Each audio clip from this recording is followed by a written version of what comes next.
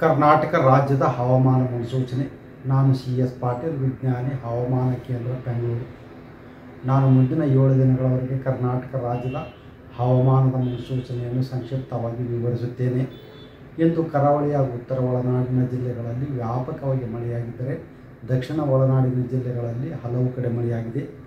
ಪ್ರಮುಖವಾಗಿ ಮಸ್ಕಿ, ರಾಯಚೂರು ಜಿಲ್ಲೆಯಲ್ಲಿ 10 ಸೆಂಟಿಮೀಟರ್, ಕೆರೂರು, ಬಾಗಲಕೋಟೆ ಜಿಲ್ಲೆಯಲ್ಲಿ 8 ಸೆಂಟಿಮೀಟರ್, ತಾವರಗೆರೆ, ಕೊಪ್ಪಳ ಜಿಲ್ಲೆಯಲ್ಲಿ 7 ಸೆಂಟಿಮೀಟರ್, ಕಿತ್ತೂರು, ಬೆಳಗಾವಿ ಜಿಲ್ಲೆಯಲ್ಲಿ ಕೂಡ 7 ಸೆಂಟಿಮೀಟರ್ ಮಳೆಯಾಗಿದೆ.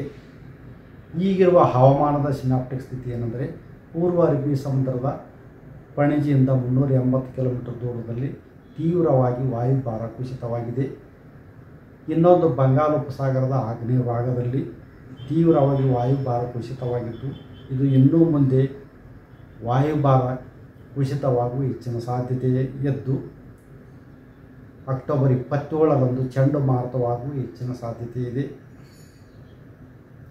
ಇದರ ಪ್ರಭಾವದಿಂದ ಕರಾವಳಿ ಜಿಲ್ಲೆಗಳಲ್ಲಿ ಅಕ್ಟೋಬರ್ 24ರಿಂದ ಅಕ್ಟೋಬರ್ 30ರವರೆಗೆ ವ್ಯಾಪಕವಾಗಿ ಮಳೆಯಾಗುವ ಹೆಚ್ಚಿನ ಸಾಧ್ಯತೆ ಇದೆ. ಉತ್ತರ ಹಾಗೂ ದಕ್ಷಿಣ ಒಳನಾಡಿನ ಜಿಲ್ಲೆಗಳಲ್ಲಿ ಅಕ್ಟೋಬರ್ 24ರಿಂದ ಅಕ್ಟೋಬರ್ 28ರವರೆಗೆ ಹಲವು ಕಡೆ ಮಳೆಯಾಗುವ ಹೆಚ್ಚಿನ ಸಾಧ್ಯತೆ ಇದ್ದು, ಅಕ್ಟೋಬರ್ 29 ಹಾಗೂ 30ರಂದು ಕೆಲವು ಕಡೆ ಮಾತ್ರ ಮಳೆಯಾಗುವ ಹೆಚ್ಚಿನ ಸಾಧ್ಯತೆ ಇದೆ. ಉತ್ತರ ಕನ್ನಡ, ಉಡುಪಿ, ದಕ್ಷಿಣ ಕನ್ನಡ, ಬೀದರು, ಕಲಬುರಗಿ, ಯಾದಗಿರಿ, ರಾಯಚೂರು, ವಿಜಯಪುರ, ಬಾಗಲಕೋಟೆ, ಕೊಪ್ಪಳ ಹಾಗೂ ಬೆಳಗಾವಿ ಜಿಲ್ಲೆಗಳ ಕೆಲವು ಕಡೆ ಭಾರೀ ಮಳೆಯಾಗುವ ಸಾಧ್ಯತೆ ಇದ್ದು, ಅಕ್ಟೋಬರ್ 24, 25 ಹಾಗೂ 26ರಂದು ಈ ಜಿಲ್ಲೆಗಳಿಗೆ ಯೆಲ್ಲೋ ಅಲರ್ಟನ್ನು ಘೋಷಿಸಲಾಗಿದೆ.